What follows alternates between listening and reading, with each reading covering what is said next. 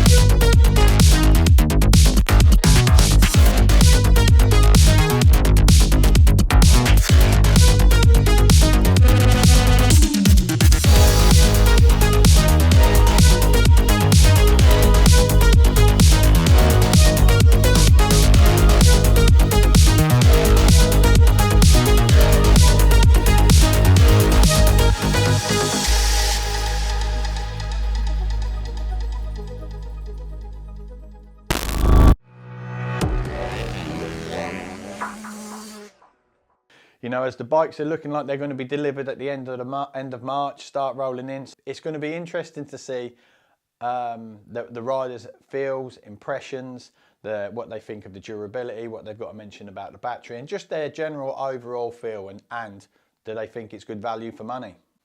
Obviously, 7 months ago, a lot has happened, and it just seems like everything has really ramped up.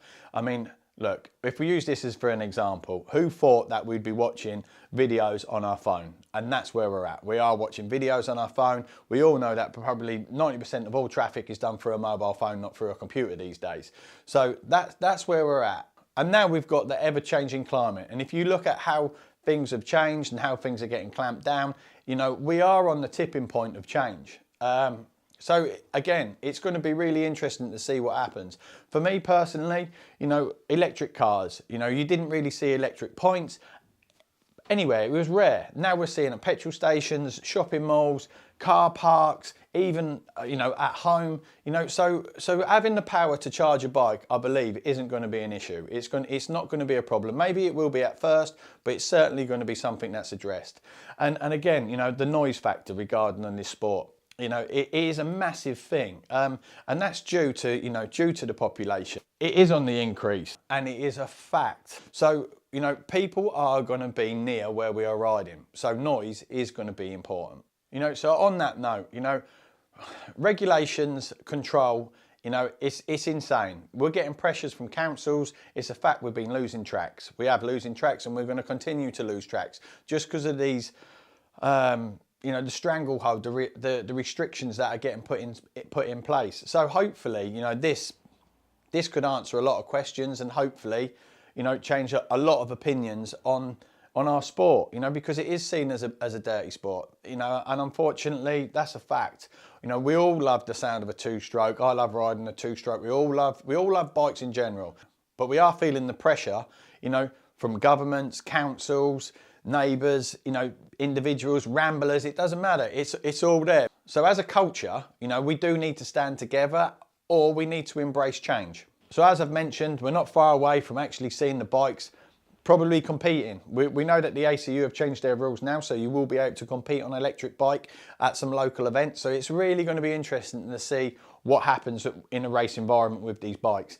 You know, we know it's not all positive regarding the Stark, but credit where credit's due. You know, they have led the way on this, and they are going to be one of the first bikes to be out, you know, in the market. So it's going to be interesting to see how this unfolds. For me personally, I'm really looking forward to seeing what happens. Recently I've been across and I've watched the young kids riding the electric bikes, and the racing in that class has been absolutely buzzing. And if you ask them kids regarding noise, you know, or the smells, unfortunately they're not really that, they don't really care. They're not really that bothered about that. They're more into the adrenaline race, you know, that competition factor. And it's understandable. You know, kids of today, they're growing up with electric, you know, whether they're playing on the PS4s, PS5s, you know, electric scooters, electric push bikes. Look at e-bikes. E-bikes at the moment in the mountain bike scene is absolutely huge. It is off the scale. So, and we all know the hatred that mountain bikers had for the e-bikes back in the day. So, you know, are we at that point? Will that happen in motocross and enduro? It's going to be interesting to see. Anyway, you know, let's talk about the bike. Is the bike durable? Yes. Will you be able to ride the bike in the rain? Definitely. The brakes, you know, you do have the option regarding with the brakes, whether it be at your foot or up on the handlebar. For me personally, I liked it both. I preferred either. I see benefits for using it on the foot, and it was fine. But as you know, people have mentioned, you would like a clutch. I feel that I would like a clutch as well, just because you have that moment where you can kind of delay the bike. So if you was going through a set of rollers, you just felt like you needed to pull the clutch in just to get the front wheel to adjust again, like to drop down, you know, level the bike out, get that kind of feeling.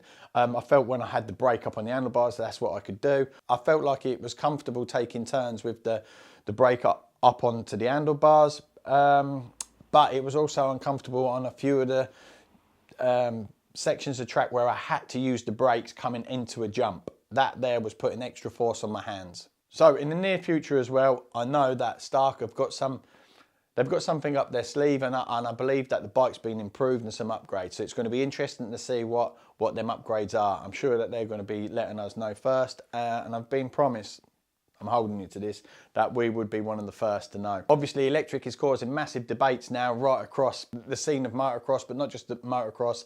You know, it's everywhere, whether it be the cars, lorries, so forth, electric mountain bikes, you know, it's there. But the kids, it's the kids. Just think about it. These kids are growing up for it. They're going to know no different.